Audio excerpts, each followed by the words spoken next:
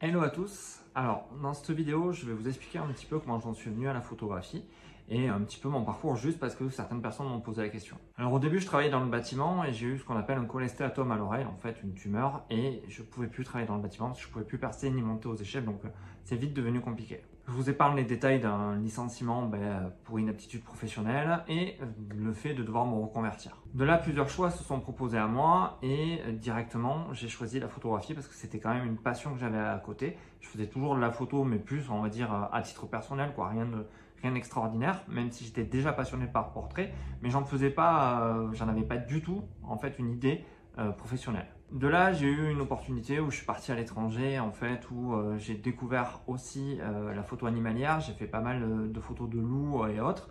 Donc voilà, tout a commencé un peu à se lier. Après, à mon retour en France, il a bien fallu que je décide de ce que j'allais faire de ma vie et j'ai décidé de devenir photographe professionnel et de me spécialiser, on va dire, un peu dans le portrait, enfin pas un peu, carrément dans le portrait et surtout dans le mode beauté et dans le portrait vraiment, on va dire, à caractère. De là, en fait, il s'est passé plusieurs choses. J'ai suivi beaucoup de formations, autant chez Nat Sakura que sur Paris. En fait, j'ai écumé un peu les formations, on va dire, d'ordre technique pour pouvoir justement améliorer mes portraits, pour pouvoir faire en fait que mes portraits m'appartiennent et pour pouvoir justement développer mon image de marque, on va dire. Alors je vais être honnête, au début, beaucoup de gens se sont moqués de moi parce que mes portraits, Photoshop, tout ça, c'était de la merde. On va dire clairement que j'arrivais pas à avoir les résultats que je voulais et que je manquais de pratique, d'exercice. Mais par contre, j'ai pas arrêté de me former. J'étais demandé de l'aide aux gens, à Édouard Deblay par exemple au Canada. J'ai fait beaucoup en fait de travail sur moi-même et sur en fait mon expertise pour améliorer mon expertise. Je suis pas du tout resté dans mon coin. Après voilà, la photo c'est toujours quelque chose qui a été premier chez moi quand même. J'ai toujours voulu permettre au travers des portraits de montrer aux gens qu'ils avaient une autre image en fait que ce qu'ils pouvaient percevoir eux face à leur miroir. Ça a toujours été quand même, ça a eu toujours un côté de thérapie aussi pour moi. Ça m'a permis vraiment de me rapprocher des gens, de pouvoir leur montrer que ils avaient une image de la société qu'on pouvait leur envoyer, mais quand on arrivait à capter leur émotion, arrêter en fait le temps, c'est ce pouvoir en fait quelque part de la photographie, mais ils pouvaient se voir autrement. Et puis en fait, ce qui a été très clair à un moment donné pour moi, c'est que la photographie, c'est la seule machine à voyager dans le temps. Alors, avec la photographie, on peut pas aller dans le futur, mais on peut très vite revenir dans le passé.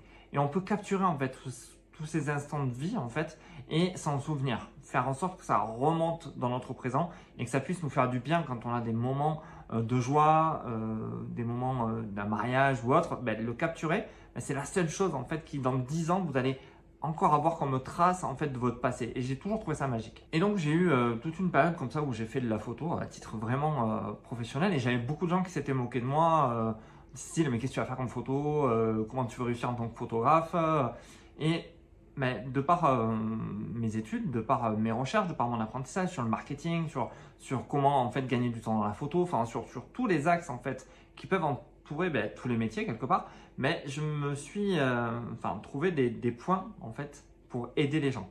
Et finalement, ceux qui se moquaient de moi sont revenus à un moment donné me voir pour me dire mais attends, comment tu réussis à faire ça? Tiens, mais franchement tes retouches aujourd'hui elles sont excellentes, tu as fait 2 catalogues, tiens franchement comment tu y arrives? Et tous les photographes en fait sont venus me questionner après sur le fait en fait de me développer et comment j'ai réussi à avoir les résultats que j'avais en tant que photographe.